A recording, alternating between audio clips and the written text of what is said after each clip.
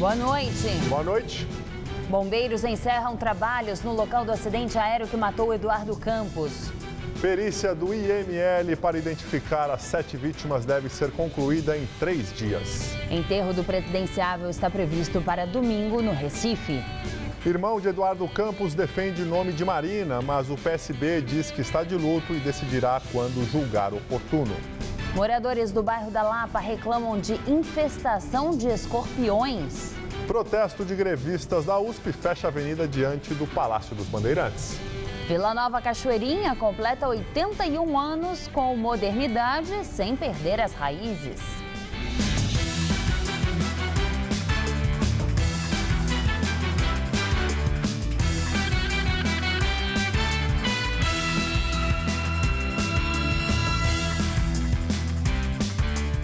A morte de Eduardo Campos. Terminaram as buscas pelos corpos das vítimas. No local do acidente, peritos vão agora intensificar a localização de fragmentos de objetos que possam ajudar nas investigações.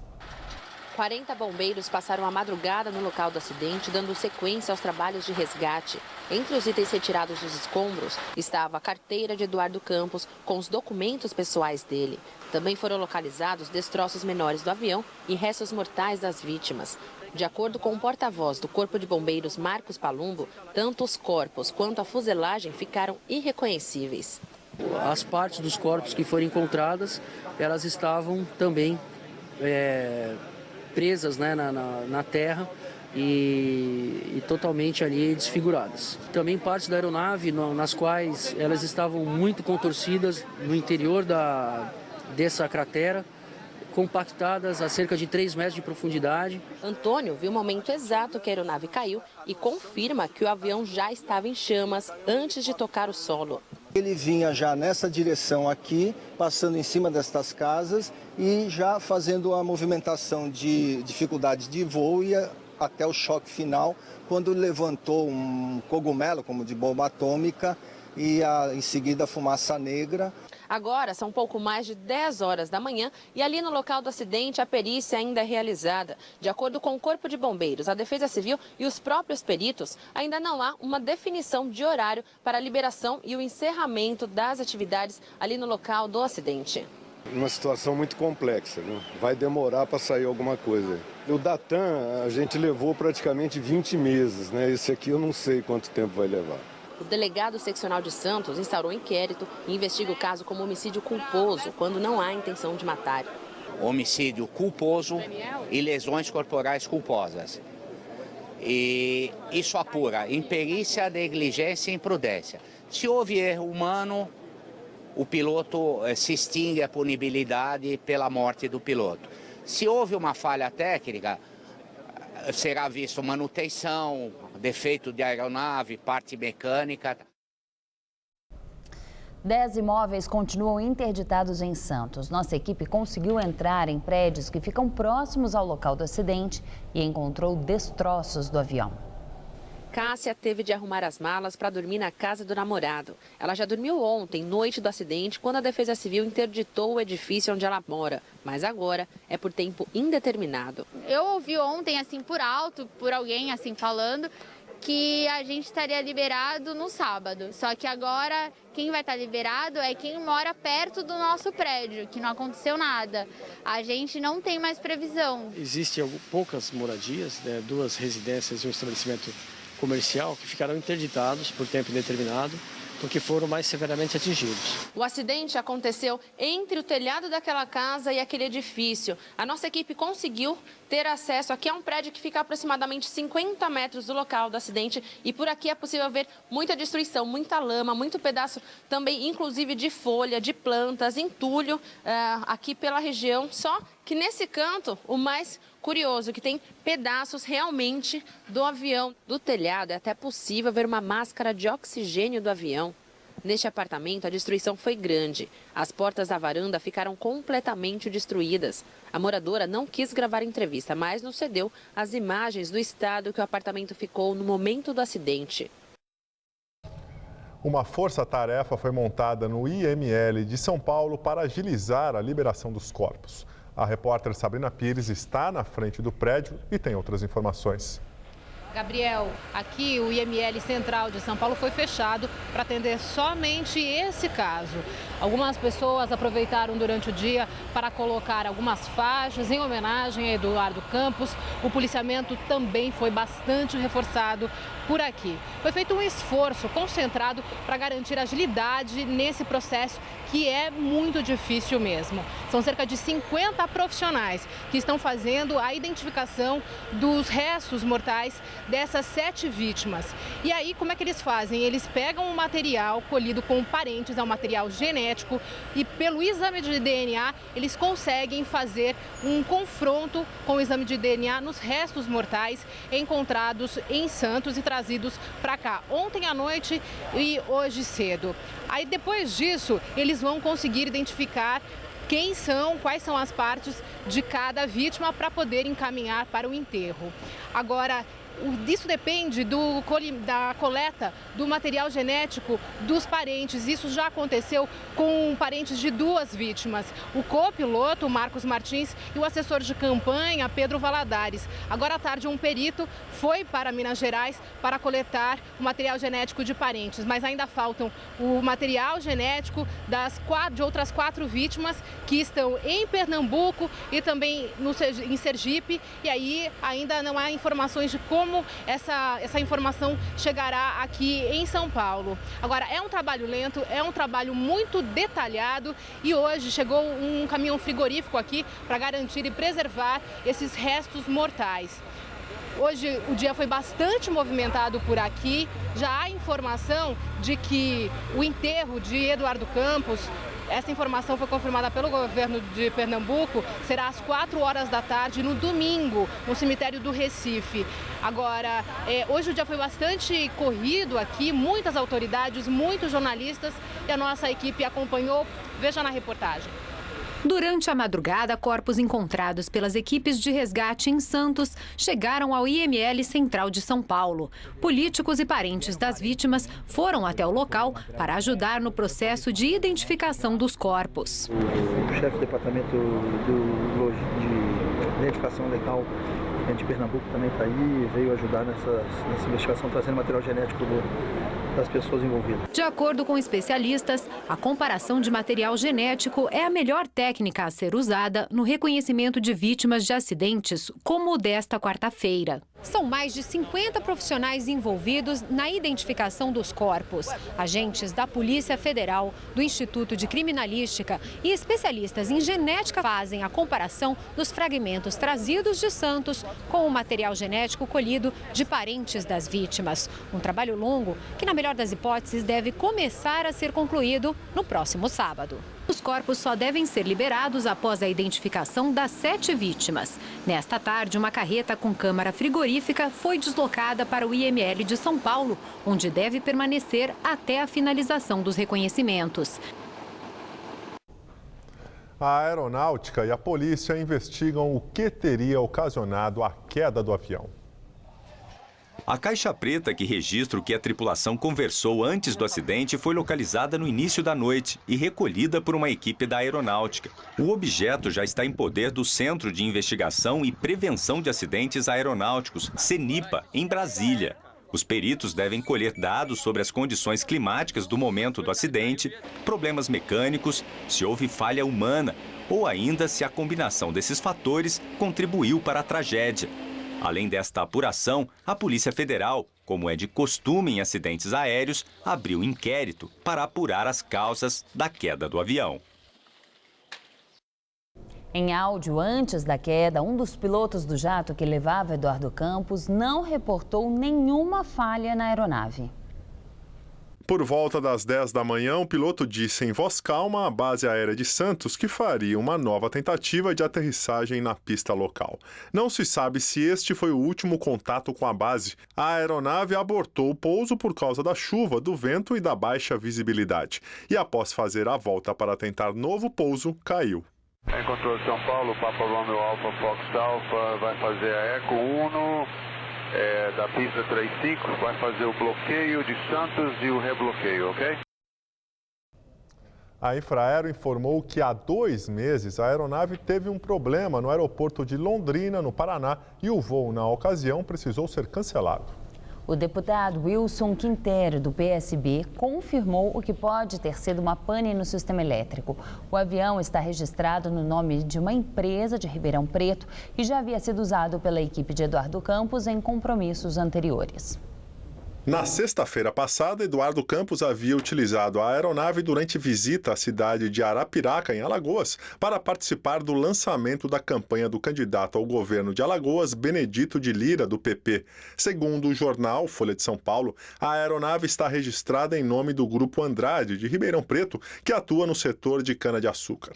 A empresa, segundo o jornal, entrou com pedido de recuperação judicial em julho. Ainda de acordo com o jornal, o avião foi vendido há cerca de 3 meses por $7 milhões para um empresário de Alagoas que o teria emprestado à campanha de Eduardo Campos. 5 dias antes do acidente, um dos pilotos relatou em sua página no Facebook que estava cansado de tanto voar.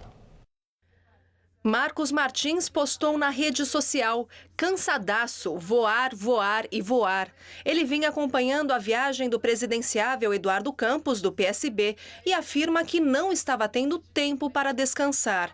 O outro piloto que morreu foi Geraldo Cunha, que dividia com Martins o comando da aeronave. Apesar das causas do acidente ainda não serem conhecidas, o presidente do Sindicato Nacional dos Aeronautas, comandante Marcelo Serriotti, alerta que a sobrecarga de trabalho dos pilotos poderia estar pondo em risco a segurança dos voos. Segundo ele, a entidade tenta desde 2011 alterar a lei que estabelece a carga horária dos tripulantes, que hoje é de 11 horas diárias de trabalho por 12 horas de descanso.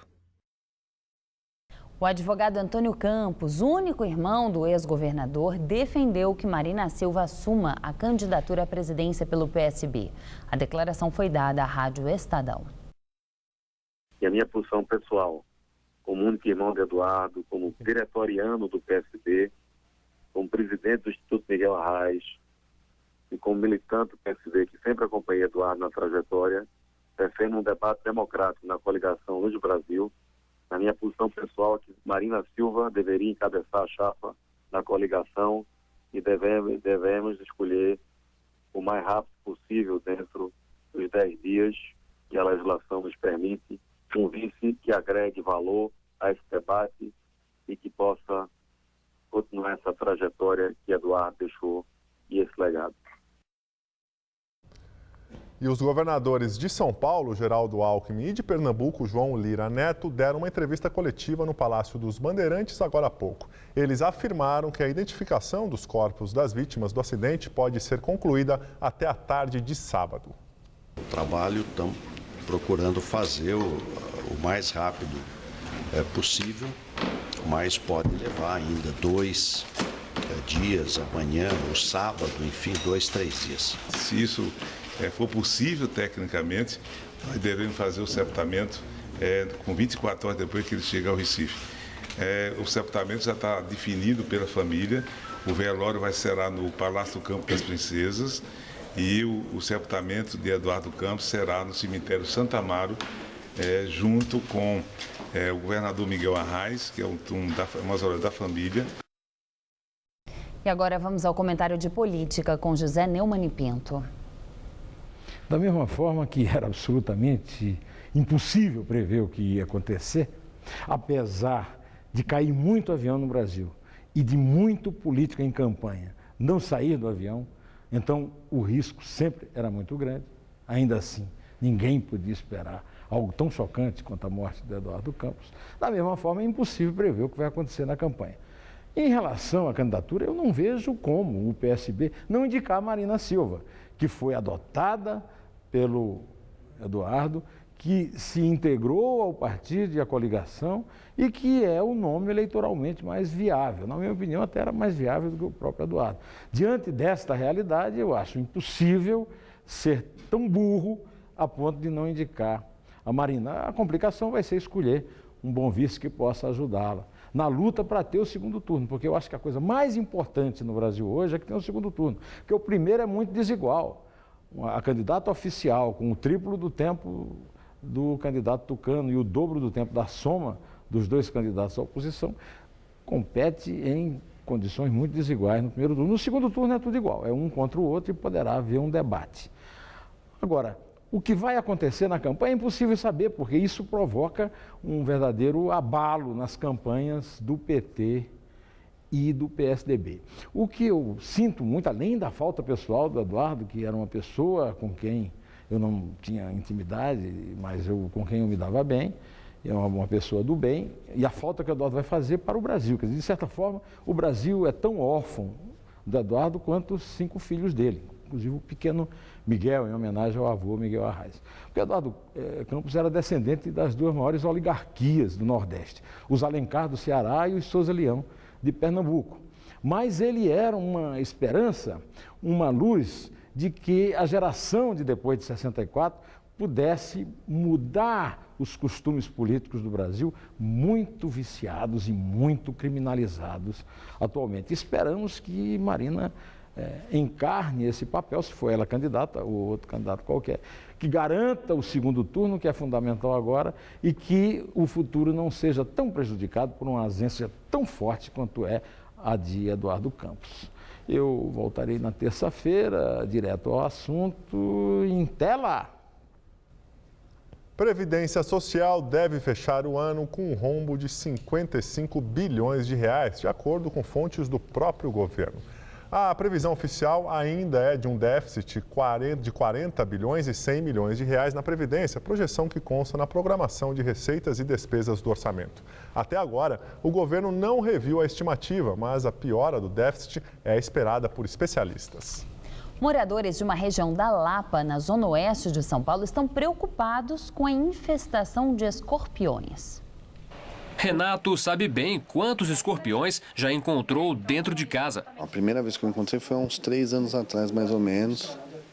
A gente encontrou, durante um período curto, uns 20 escorpiões. E agora, de 2 meses para cá, voltou de novo a infestação. Eu já peguei, nesses últimos 2 meses, mais uns 18, mais ou menos. Ele teme pela família, que pode ser surpreendida a qualquer momento por outro animal peçonhento. As queixas dele trouxeram para o bairro equipes do Centro de Controle de Zoonoses da Prefeitura. Ao lado da casa está este terreno baldio, com mato alto, que foi inspecionado por agentes de saúde. Na rua, bueiros foram abertos para ver se algum escorpião seria encontrado. Desta vez, não conseguiram. Mas na mesa da casa estão alguns dos bichos que Renato matou e entregou para a Vigilância em Saúde. Um agente fez a vistoria na casa. Existem centenas de espécies de escorpiões e algumas são extremamente venenosas. A ferroada pode levar à morte. Ana também encontrou alguns deles dentro de casa. Perto da lavanderia. Aí eu cheguei lá, vi o escorpião, chamei o meu sobrinho e com o tapete ele pisou em cima dele. Você anda olhando para o chão, né? Para ver se tem alguma coisa que pode prejudicar a gente, né? Quem também sentiu medo foi Juliana, que descobriu 2 escorpiões escondidos na caixa de luz. Ele estava bem na porta. Como eu abri por baixo a porta, ele podia ter caído na minha mão. Animais como estes gostam de se esconder em lugares úmidos e quentes. A espécie que tem entrado nas casas é mais comum nas tubulações de água e esgoto. Por isso, quanto mais prevenção, melhor. Agentes de saúde até tentaram visitar todas as casas, mas não conseguiram. Aqui na pequena vila, todos os vizinhos já encontraram escorpiões dentro de casa. Mas apenas o Renato daquela última casa ali permitiu que os agentes entrassem na casa para fazer vistoria. O Centro de Controle de Zoonoses diz que a média por ano de registros de escorpiões dentro de residências é entre 55 e 70 casos. Este ano, esse número deve ser maior, porque em pleno mês de agosto já são 68 registros. Primeira coisa a fazer é guardar, né, para poder identificar e saber que bicho que é. E depois é importante que ele tome algumas medidas dentro da casa. Então, medidas de proteção da porta, para ter um rodinho de porta, fechamento de ralo, afastar também roupas da parede. Eu espero que acabe com isso, né, para a gente poder criar os filhos com tranquilidade, pelo menos dentro de casa, né? O Centro de Controle de Zoonoses funciona 24 horas todos os dias. O contato é por telefone 3397-8900 ou por e-mail zoonoses@prefeitura.sp.gov.br. A quinta-feira começou e termina gelada em todo o sul e sudeste do Brasil. Pelo menos 17 cidades amanheceram com temperaturas negativas e algumas capitais registraram recorde de frio, como Florianópolis, 3,1 graus, Porto Alegre, 6 graus e São Paulo, com 9 graus. Além de ter a noite mais fria do ano, a capital paulista registrou também a menor temperatura máxima do ano até agora. Nesta tarde, os termômetros não passaram dos 12,6 graus. Será que esse frio continua amanhã? Vamos aos detalhes da previsão para o Brasil e o estado de São Paulo com Mariana Armentano.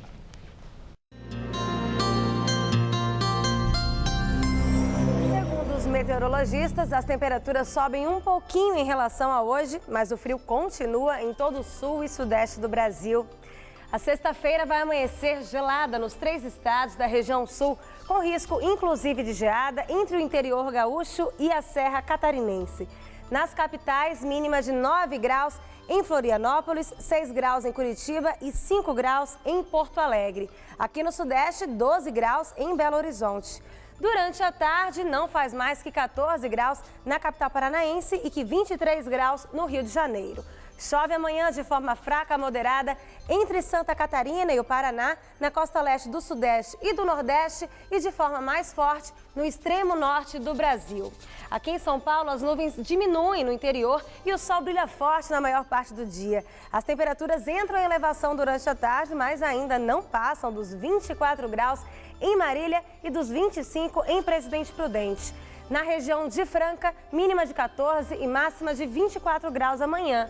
Em todo o leste do estado, o dia pode amanhecer com garoa, mas durante a tarde o sol até aparece em alguns momentos. No litoral, a máxima não passa dos 20 graus em Caraguatatuba e também em Santos. Aqui na Grande São Paulo, o frio diminui, mas a temperatura ainda fica amena. A mínima prevista é de 10 graus nessa madrugada, mas a máxima chega aos 20 amanhã à tarde. No fim de semana, o sol aparece mais, as temperaturas sobem um pouquinho, mas ainda faz frio. Tanto no sábado quanto no domingo, a máxima não vai passar dos 22 graus. Daqui a pouco eu volto com mais informações sobre o tempo no Jornal da Gazeta, edição das 10. A Vila Nova Cachoeirinha, na zona norte de São Paulo, completa 81 anos este mês. O bairro, que no início de sua história foi povoado por japoneses, produtores de batatas e hortaliças, hoje luta para manter as tradições e também quer melhorias. Quem caminha pela Vila Nova Cachoeirinha nem imagina que a área onde hoje estão bancos e grandes comércios, há 80 anos, abrigava chácaras de imigrantes japoneses. Pioneiros no bairro, os produtores asiáticos impulsionaram o crescimento da região na década de 40. Foram eles também os primeiros comerciantes. Ainda hoje, o mercadinho e a loja de doces da família Sugiyama, estabelecidos em 1951, atendem o público da Cachoeirinha. E é logo em frente, no batizado Largo do Japonês, que os vizinhos se encontram todos os domingos. Cartas, damas e pedras enchem as mesas de jogos da praça.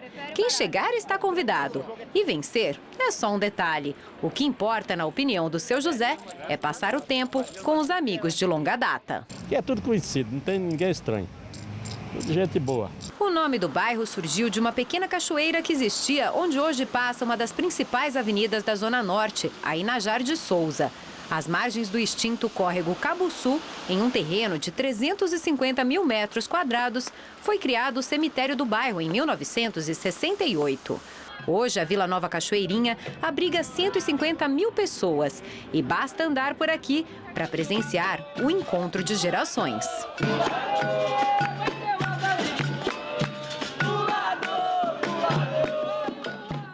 Este mês, a Vila Nova Cachoeirinha completa 81 anos. No evento de comemoração do aniversário organizado pela comunidade, a apresentação de um dos grupos mais tradicionais aqui do bairro, o Gingarte.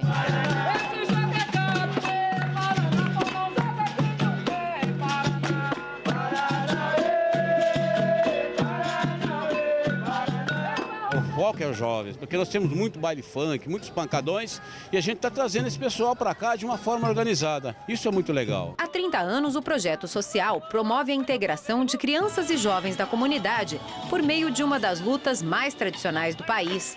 Johnny, de 16 anos e no grupo desde os 6, reconhece a importância da capoeira na vida dele. Ficava bastante tempo na rua, mas depois que conheci a capoeira, agora eu fico mais na academia, treinando com meu professor. Isso foi bom para minha vida e está sendo até agora e pretendo continuar.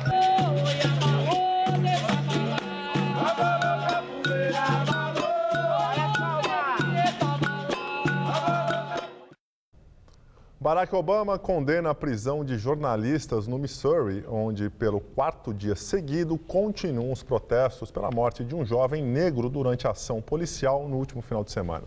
O presidente também pediu que o caso seja investigado separadamente pelo FBI e pelo Departamento de Justiça.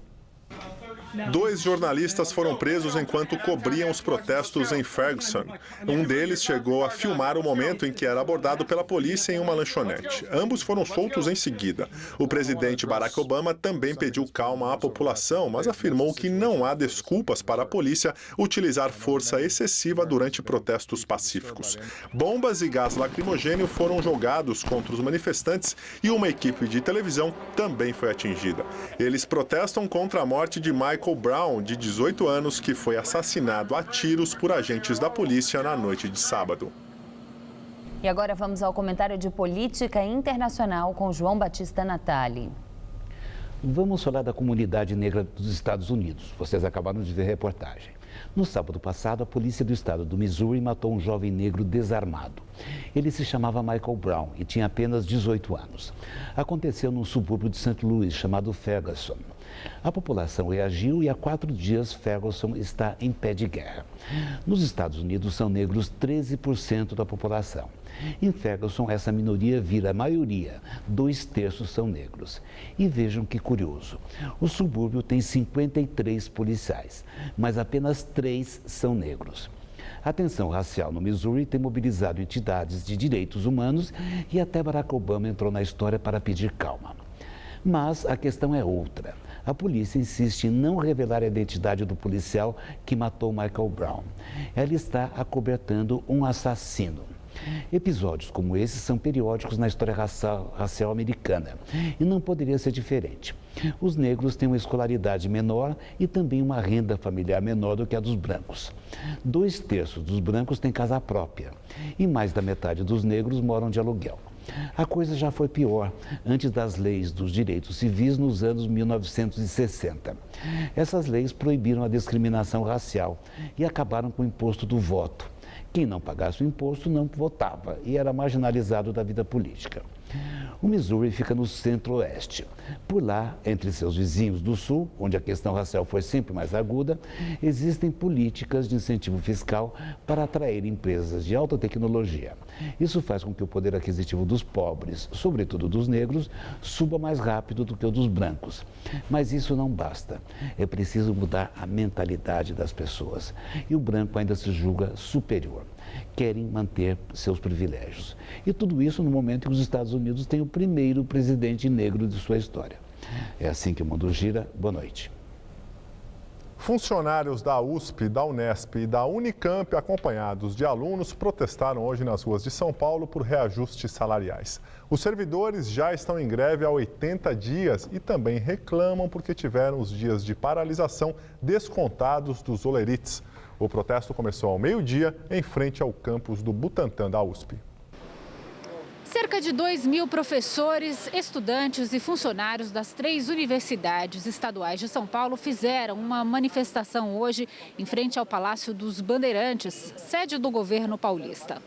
O trânsito na Avenida Morumbi teve que ser desviado e muitos motoristas ficaram perdidos. Os manifestantes queriam ser recebidos pelo governador Geraldo Alckmin, mas isso não foi possível por causa da presença do governador de Pernambuco, João Soares Lira Neto, que veio acompanhar os trabalhos da perícia das vítimas da queda do avião onde estava o presidenciável Eduardo Campos. Uma comissão teve um rápido encontro com 2 assessores da Casa Civil que prometeram encaminhar as reivindicações para o governador. A proposta emergencial é de que se adicione 0,7% da cota parte do ICMS do Estado, adicionais aos 9,57 imediato. Isso permite enfrentar a gravidade da crise que nós estamos vivendo nas 3 universidades estaduais paulistas. A gente considera que há recurso suficiente para que o reajuste solicitado pelo Fórum das 6 seja concedido. O ato terminou por volta das 5h20 da tarde e os manifestantes seguiram em caminhada em direção à Universidade de São Paulo.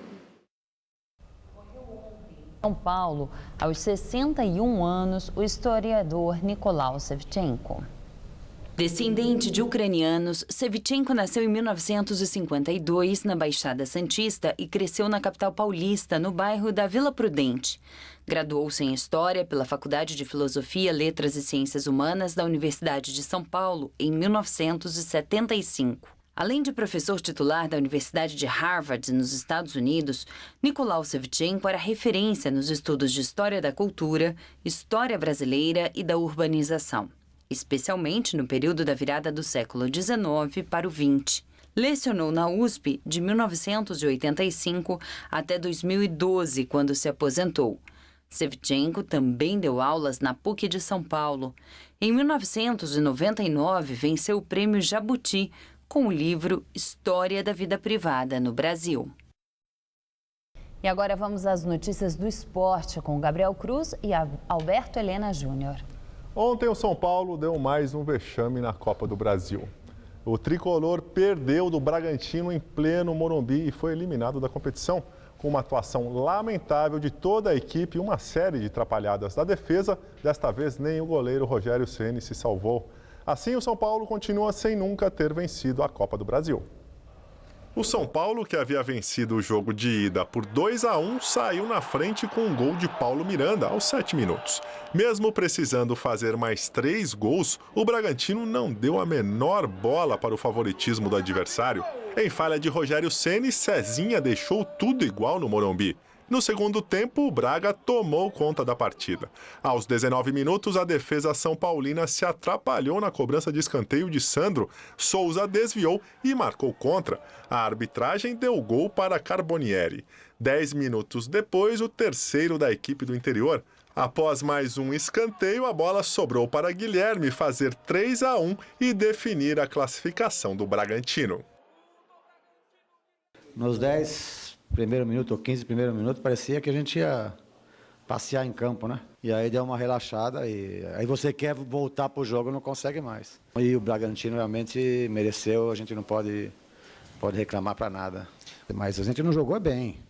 Isso que me irrita é isso, não jogar bem. O time adversário vem, se impõe e você aceita. Isso só quem irrita. O resto não, mas ainda mais no nosso campo. Você acha normal as pessoas ficarem na dúvida da intenção que esses times entraram em campo hoje?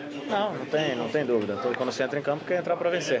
E se perdeu por uma equipe que teve seus méritos, contra o São Paulo que perdeu porque errou muito. Bom, recebemos hoje aqui o jornalista Alberto Helena Júnior. Alberto, muito obrigado pela sua presença aqui. Eu é que agradeço. Me diga o seguinte, Alberto, o que acontece com esse São Paulo? Uma partida vai bem, na outra vai mal. E nessa, por acaso, era a Copa do Brasil e acabou sendo eliminado. Pois é, essa oscilação, ela já diz tudo. Quer dizer, é um time que não se definiu taticamente, não se definiu como formação, o São Paulo. Mas isso aí, me parece, também é um pouco o resultado do que está acontecendo com o futebol brasileiro, sabe? Eu acho que há essa perda de rumo, o pessoal não sabe exatamente para onde ir, qual é o caminho para achar a tal modernidade no futebol, que nós vivemos aqui no atraso e tal. E o São Paulo me parece que é um bom exemplo, é um dos exemplos, né?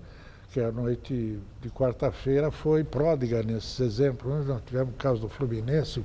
A gente vai ver, inclusive agora, vamos ver. Vamos ver? Vamos ver, então, a gente continua conversando, porque mais 3 partidas foram realizadas ontem pela Copa do Brasil. O Fluminense, que o Alberto Helena estava falando, e o Internacional foram eliminados. O Curitiba também perdeu, mas garantiu a vaga para as oitavas de final. Veja os gols. Jogando em Marabá, o Coritiba saiu na frente do Paysandu com o Robinho, que pegou de primeira o cruzamento da esquerda. 2 minutos depois, o time paraense chegou ao empate na bola parada. Charles, de cabeça, empatou o jogo. E Denis, com um golaço, deu até uma ponta de esperança ao Papão. Mas a vitória por 2-1 não foi suficiente para classificar o Paysandu, que havia perdido a partida de ida por 2-0. O Coxa está nas oitavas. No Castelão, o Ceará começou a carimbar a passagem às oitavas no erro do zagueiro Igor. Bill roubou a bola e Magno Alves tocou para o gol. 1-0. No segundo tempo, Hélder se antecipou ao goleiro Dida e finalizou. Bill, quase em cima da linha, concluiu de carrinho. 2-0 Vozão. O Inter se lançou ao ataque e Rafael Moura deixou o garoto Valdívia com um gol livre para descontar. Mas o Ceará tem Magno Alves. Ele recebeu pela esquerda, tirou a marcação e definiu a classificação do time nordestino. 3-1. E no Maracanã... no Maracanã, o Fluminense tinha a vantagem por 3-0 no jogo de ida, por isso o gol de Marcelinho para o América de Natal nem assustou muito. Ainda mais porque pouco tempo depois, Fred, ele mesmo, recebeu na grande área e tocou no canto de Fernando Henrique, empatando a partida. E o alívio dos jogadores do Fluminense ficou ainda maior 5 minutos depois, com o gol de Cícero. Nesse momento, o placar agregado era de 5-1 para o time carioca. Pois é, mas daí veio o segundo tempo e com ele uma avalanche potiguar. Logo aos 4 minutos, Max deixou o dele, 2-2. Faltando 15 minutos para o final, Diego Cavalieri saiu todo estabanado do gol e Alfredo aproveitou para fazer o terceiro do América. A partir daí, a pane se instalou no lado tricolor. Alfredo apareceu novamente e no rebote da trave ele fez o quarto gol. E acreditem, o impossível aconteceu. Num vacilo de Jean e de Fabrício, Rodrigo Pimpão se enfiou no meio da defesa e tocou na saída de Cavalieri. O gol da classificação do América. 5-2 no placar e Fluminense, incrivelmente, eliminado da Copa do Brasil.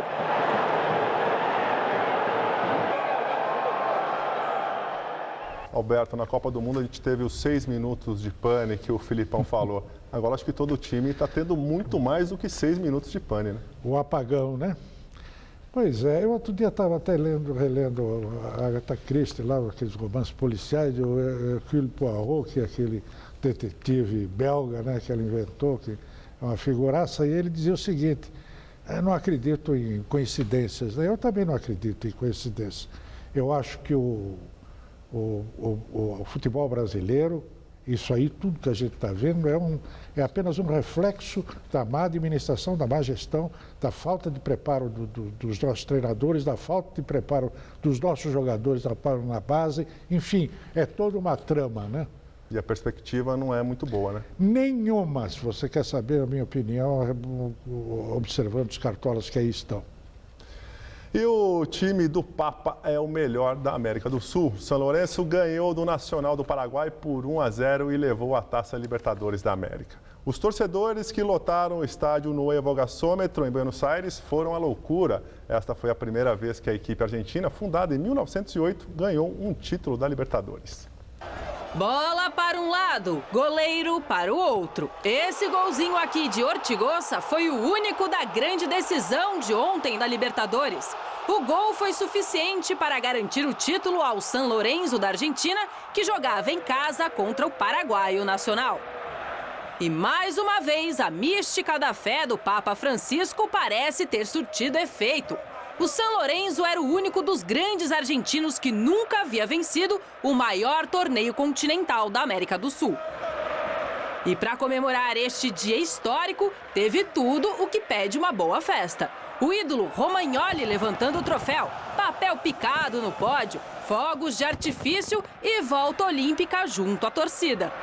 De quebra, o San Lorenzo já se garantiu no Mundial de Clubes que será disputado no final do ano no Marrocos. O principal adversário na disputa será ninguém menos do que o Real Madrid, campeão da Liga dos Campeões deste ano. O reflexo de tudo que a gente estava falando é a Libertadores. 2 times sem grande expressão definindo, né? Se a bênção do Papa for tão forte assim, a ponto de pegar o São Lourenço, que nunca havia participado da final e ser campeão, ele vai transformar a Ásia tudo num continente católico agora, né? Ele está lá, está na Coreia visitando. Roberto Helena, muito obrigado. Vamos nos encontrar outras vezes aqui no Jornal da Gazeta. Com prazer. Tchau. Juliana, é com você? Mulher de Robin Williams fala pela primeira vez sobre a morte do marido e ator. Ele estaria com mal de Parkinson. Em entrevista, Susan contestou os rumores de que Williams estaria envolvido com drogas novamente. Segundo ela, o ator se esforçava para superar crises de depressão e de ansiedade e começava a sentir os primeiros sintomas do mal de Parkinson. Robin Williams cometeu suicídio na manhã de segunda-feira. Ele se enforcou com um cinto e o corpo foi encontrado em casa, na Califórnia. Vendas no comércio varejista recuam 0,7% na comparação com maio. Segundo o IBGE, a redução dos dias úteis em função da Copa do Mundo foi o principal motivo para a queda do índice em junho. Em relação a junho do ano passado, o comércio mostrou alta de 0,8%, a mais fraca na comparação anual desde junho de 2003. A seguir, entrevista ao vivo com o deputado federal Roberto Freire, presidente nacional do PPS. E o conflito entre israelenses e palestinos. Cessar-fogo na faixa de Gaza é prorrogado por mais 5 dias.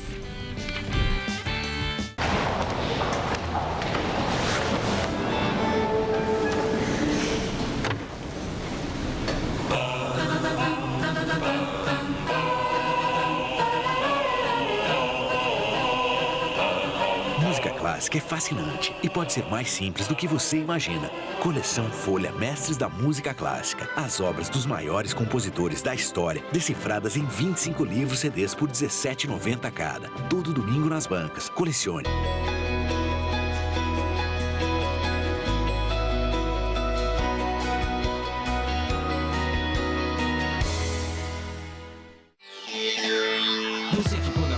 Esquece o café, mas devora o jornal da manchete ao rodapé. Que quando vê TV é diferente dos demais, fica muito mais ligado nos comerciais. Você que quando vê o galã tem um pensamento: nossa, que lindo! Esse enquadramento não foge da discussão, nem a mais indigesta. Gerencia conflitos e nunca para a festa.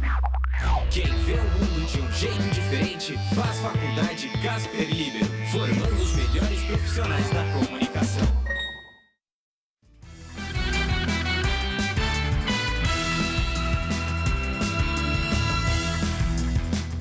Após passar pelo IML de São Paulo, o porta-voz nacional da Rede Sustentabilidade, o ex-deputado federal Walter Feldman, falou sobre o futuro político do PSB na corrida à presidência. Eu quero deixar muito claro, alguns têm explorado essa ideia da divisão, sem Eduardo não é possível manter essa coligação. Eu diria muito pelo contrário, ou seja, o legado do Eduardo Campos é um legado de uma aliança que se caracterizou pelo programa, foi uma aliança programática. Evidentemente que ele gostaria que ela continuasse apesar da ausência dele. E uma coligação que tem um projeto de modificar a agenda do Brasil, uma nova proposta que reformule o modelo político superado. Então, nós acreditamos que ela se manterá com características diferentes, porque não tem mais o Eduardo, mas com muita qualidade para que a gente possa apresentar algo de novo para o Brasil. Vamos agora à entrevista do dia com Maria Lídia Flandoli. A tragédia da morte do candidato à presidência da República, Eduardo Campos, altera radicalmente o cenário eleitoral, envolto agora pela incerteza que gera vários tipos de especulação. Hoje, o Jornal da Gazeta recebe o deputado federal Roberto Freire, presidente nacional do PPS, partido que integrava a aliança que integra, porque ainda integra, a aliança que apoia a candidatura Eduardo Campos. Antes de mais nada, eu expresso os nossos sentimentos. Eu sei que o senhor era amigo pessoal, parceiro político de Eduardo Campos, a quem tinha tanto apreço e admirava. Nós vimos agora Walter Feldman, do Rede Sustentabilidade, falando na permanência dessa aliança que apoiava a candidatura de Eduardo Campos. O senhor partilha do ponto de vista dele? A aliança continua? O PPS trabalha para isso, né? Até porque um dos objetivos da candidatura de Eduardo Campos era fundamentalmente viabilizar um segundo turno e com isso derrotarmos o governo federal que aí está, né? O que eu chamo de lulopetismo.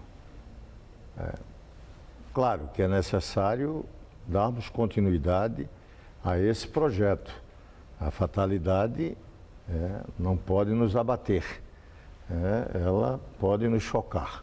E estamos todos sofrendo esse impacto, mas temos que reagir e apresentar à sociedade a continuidade desse projeto. Nesse sentido, o PPS vem defendendo a unidade desta coligação que apoiava Eduardo Campos, que tinha um projeto político para o país, um projeto econômico e que isso tenha continuidade.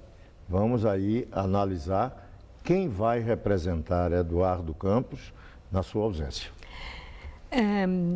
Há pouco nós ouvimos a expressão legado. O que é que o senhor destaca como sendo o legado político deixado por Eduardo Campos? Olha, nós vamos ampliar muito esse legado, porque a comoção, a tragédia, provoca uma preocupação maior das pessoas de conhecer o que ele representava. Ele deixa de ser um cidadão comum, um candidato que existia, e passa a ser, de qualquer forma, uma figura que vai ficar nas páginas da história. Isso não tem como não termos esse dia marcado para o futuro. E vai despertar a atenção de saber o que é esse jovem, e é isso que eu digo que é um grande legado, porque é uma grande perda. É um líder que estava se formando, já vinha com uma experiência muito grande e poderia, como presidente do Brasil, ter uma perspectiva de futuro bem melhor. Eu tinha essa certeza, eu conhecia o seu crescimento, vejo que ele encantou em Pernambuco na sua gestão e que agora vai ter que apenas ser conhecido pelo que deixou de fazer. Mas nós estamos aí imaginando quem pode vir a representar essa continuidade, até porque o Brasil precisa, até para ter condições de superar esse governo medíocre e incompetente que aí está. Pode-se afirmar que a candidata a vice, Marina Silva, é a figura, a pessoa, o senhor perguntou quem seria, assim, natural para substituir Eduardo Campos como candidata à presidência? É ela? Eu diria que é quase natural, não é? Claro que qualquer momento como esse gera um certo debate, algumas pessoas podem imaginar algumas correções, mas a gente precisa ter muito cuidado, porque nós não estamos inventando nenhuma candidatura agora. Nós temos que enfrentar um dado concreto, né? Tínhamos um candidato, a morte levou. E o que é que nós vamos fazer? A lei permite que a gente indique alguém que o substitua. Sim, mas o PPS, por exemplo, vê como adequado, com chance, como importante que seja a Marina Silva? Olha, eu vejo quase como natural. Claro que ela tem que, agora, eu acho que ela está no luto. Ela expressou isso, que agora não é hora. Não é hora, mas ela vai ter que assumir aquilo que ela vinha assumindo como coadjuvante. E agora ela terá que ser protagonista deste projeto. Porque a nossa unidade estava em torno, vamos chamar assim, o projeto Eduardo Campos.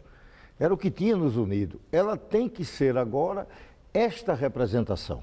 Isso pode não ser fácil, né, não, deputado? Pode Porque ter. havia lideranças na aliança, no PSB em especial, que tinha com certa frequência um tipo de atrito por discordância em questões pontuais. E o grande diplomata, o mediador, era Eduardo Campos. Isso em relação a Marina Silva. Essas diferenças poderão ser colocadas de lado por essas lideranças? Mas nós tínhamos com Eduardo diferença, temos com Marina. Mas isso é uma construção, eu não vou estar enfatizando o que é divergência. Eu vou ter que buscar qual foi a convergência que nos unificou nessa coligação. Por exemplo, um fato bem concreto. Marina não apoia a coligação que aqui foi feita em São Paulo. Em São Paulo. Bom, este vai ser um motivo para nós jogarmos fora a nossa unidade? Não pode. Nós vamos ter que encontrar com Marina como, mesmo ela mantendo, e não pode violentá-la, mas como ela vai conduzir, já que agora ela conduz. Ela não seria mais aquela coadjuvante. Por quê? Porque quem conduzia era Eduardo. Então ela vai ter que entender que está numa coligação agora como protagonista central. Então ela vai ter que saber como atuar nisso. E nós precisamos entender que não pode ser alguma divergência que porventura exista que vai jogar ao léu aquilo que foi construído e que o Brasil precisa e que ela pode trazer. Eu diria até que ela pode trazer até com uma força muito grande, porque ela tem prestígio, ela tem voto, vamos dizer, muito concretamente. Mostrou, né? Já e ela mostrou já, e ela vem com essa comoção de representar um projeto que o Brasil todo gostaria. Porque é um pouco o choque leva a dizer o que é que esse jovem poderia nos dizer. Então isso vai ser muito presente e Marina pode vir a oferecer à sociedade. Quase uma missão. É uma missão, exatamente. Nós precisamos ter isso. E é bom para o país. Nós não podemos ficar apenas com a oposição de Aécio. Nós temos que estar junto com ele numa oposição que o Brasil ofereça correção de rumos, mudança concreta de caminho, até porque o que está aí já se esgotou. Uma última questão. No caso de Marina Silva aceitar esse encargo tão importante, quem seria mais afetado, sofreria mais impacto com a candidatura de Marina Silva à presidência da República? Dilma Rousseff ou Aécio Neves? Dá para falar sobre isso agora? É difícil, é difícil. Agora, eu diria a você que essa comoção gera algo que prejudica todos, que sejam adversários de Eduardo e do que vai substituí-lo. No caso aqui estamos indicando mais ou menos Marina, e seria isso. Com o desenrolar, você vai cair um pouco uma certa normalidade, a vida volta a certa normalidade. Bom, tem 10 dias, né? Aliás, 9 já, né? Para apresentar um nome pela lei eleitoral. Mas eu acho que vem antes, até porque a campanha na televisão começa terça-feira. A gente pode adiar se essa unidade estiver bem consolidada, bem consubstanciada. Aí pode antecipar, não esperar os 10 dias. Agora, uma coisa é certa, ambos os candidatos que aí ficam, tanto Dilma quanto Aécio, ficam muito preocupados, porque essa mudança muda também todo o encaminhamento que vinha tendo o processo sucessório. Sim. Eu acho que atinge a ambos. Muito obrigada por sua entrevista. Uma boa noite. Boa noite. Juliana. Israelenses e palestinos mantêm o cessar-fogo que foi prorrogado por mais 5 dias. O Hamas afirma que um acordo de trégua permanente ainda é possível. O Hamas acusa Israel de jogar com as palavras. O governo de Israel não aceita conversar diretamente com o grupo radical, mas os negociadores egípcios afirmam que as divergências agora são mais de texto do que de conteúdo. O Hamas exige o fim do bloqueio ao território imposto por Israel e pelo Egito. Israel teria concordado de maneira provisória em permitir a entrada de alguns suprimentos em Gaza e em relaxar as proibições na movimentação de pessoas e bens pela fronteira. Outras demandas palestinas são a construção de um porto marítimo em Gaza, a ampliação da área de pesca e a reconstrução do aeroporto destruído em conflitos anteriores. Israel justifica preocupações de segurança e mantém a exigência de desmilitarização de Gaza. Comboio russo com suprimentos humanitários aguarda liberação para entrar em território ucraniano.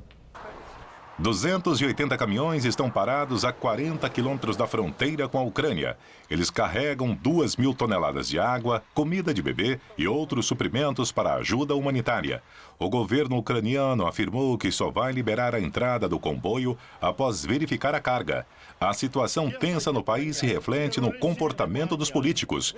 2 deputados se envolveram em uma briga após o líder do Partido Populista afirmar que o outro estava ignorando os pedidos dos soldados ucranianos que estão no confronto. O colega respondeu à provocação com um soco.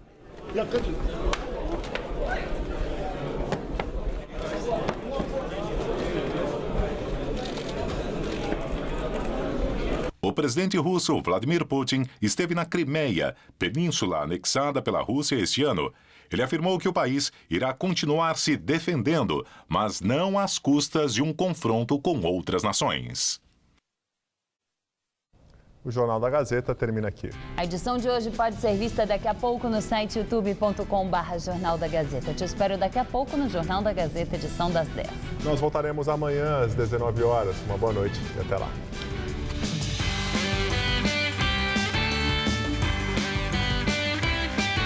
O chefe Alexandre Afonso prepara um prato especial no Todo Seu. Hoje, 10h30 da noite.